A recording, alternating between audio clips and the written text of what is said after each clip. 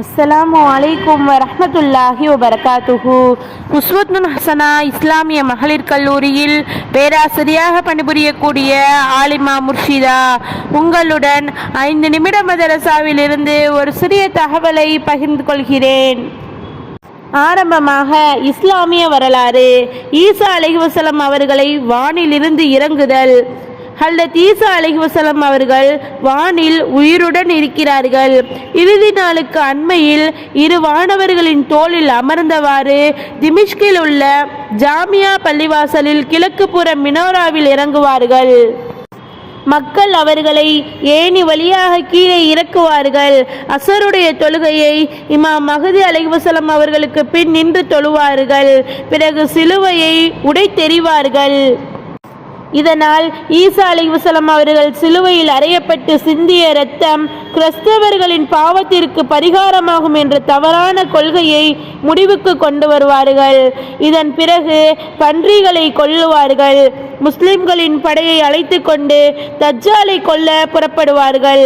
அந்நேரம் அவன் பைத்துல் முகத்தஸை முற்றுகையிட்டிருப்பான். ஈசா அலைஹிவஸல்லம் அவர்களை கண்டதும் உயிர் பிழைக்க ஓடுவான். ஆனால் அவனை துரத்தி பிடித்து பைத்துல் முகத்தஸுக்கு அருகில் பாபுலுத் எனும் இடத்தில் கொள்வார்கள். பிறகு உலகம் முழுவதிலும் நீதியை நிலைநாட்டுவார்கள். ஆதலால் செல்வம் பெருகும், ஓநாயும் ஆடும் ஒரே துறையில் தண்ணீர் குடிக்கும். முகமது நபி ஸல்லல்லாஹு அலைஹி வஸல்லம் அவர்களின் ஷரியத்தின்படி ஈசா அலைஹிவஸல்லம் அவர்கள் வாழ்வார்கள். திருமணம் செய்து குழந்தைகளையும் பெற்றெடுப்பார்கள். சுமார் 40 ஆண்டுகள் இவ்வுலகில் வாழ்ந்து மரணிப்பார்கள். இஸ்லாமிய முறைப்படி குளிப்பாட்டி கஃனிடப்பட்டு மதீனா முனவ்வராவில் நமது நபி ஸல்லல்லாஹு அலைஹி வஸல்லம் அவர்களுக்கு அருகில் நல்லடக்கம் செய்யப்படுவார்கள். இரண்டாவதாக அல்லாஹுவின் ஆற்றல், பூமியின் ஈர்ப்பு. அல்லாஹு தாலா தனது ஆற்றலினால் வெறும் 2 நாட்களில் பூமியை படைத்தான். பூமியில் இருந்து ஆகாயத்தின் ஒரு குறிப்பிட்ட எல்லை வரை ஈர்ப்பு தன்மையை ஏற்படுத்தினாள். ஆனால் இந்த ஈர்ப்பின் போது ஈர்க்கப்படும் பொருள் பூமிக்குள்ளே சென்று விடாதபடியும் ஆகாயத்தில் பறந்து விடாதபடியும் நடுநிலையை உண்டாக்கினான். பூமிக்கு இப்படி ஒரு தன்மையை ஏற்படுத்தியது அல்லாஹுவின் இணையற்ற ஆற்றலுக்கு சான்றாகும். மூன்றாவதாக ஒரு ஃபர்லை பற்றி, பெற்றோருக்கு நன்மை புரிதல். குர்ஆனில் அல்லாஹ் தஆலா கூறுகிறான், உம்முடைய இறைவன் அவனையன்றி வேறு எவரையும் நீர் வணங்கலாகாது என்றும் பெற்றோருக்கு நன்மை செய்ய வேண்டும் என்றும் விதித்திருந்தான். நான்காவதாக ஒரு சுன்னத்தை பற்றி, நல்ல செயல்களை வலப்புறம் ஆரம்பித்தல். நபி ஸல்லல்லாஹு அலைஹி வஸல்லம் அவர்கள் காலணி அணிவதையும் தலைவாறுவதையும் மற்ற நல்ல காரியங்கள் அனைத்தையும் வலப்புறம் இருந்து ஆரம்பிப்பார்கள் என அன்னை ஆயிஷா ரலியல்லாஹு அன்ஹா அவர்கள் தெரிவிக்கிறார்கள். ஐந்தாவதாக ஒரு முக்கிய அமலின் சிறப்பு, முஃமின்களுக்காக மன்னிப்பு கோருதல்.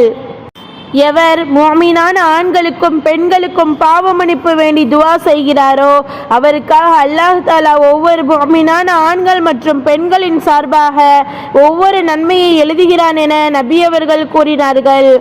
ஆறாவதாக ஒரு பாவத்தை பற்றி, அடுத்தவர் நிலத்தை அபகரித்தல்.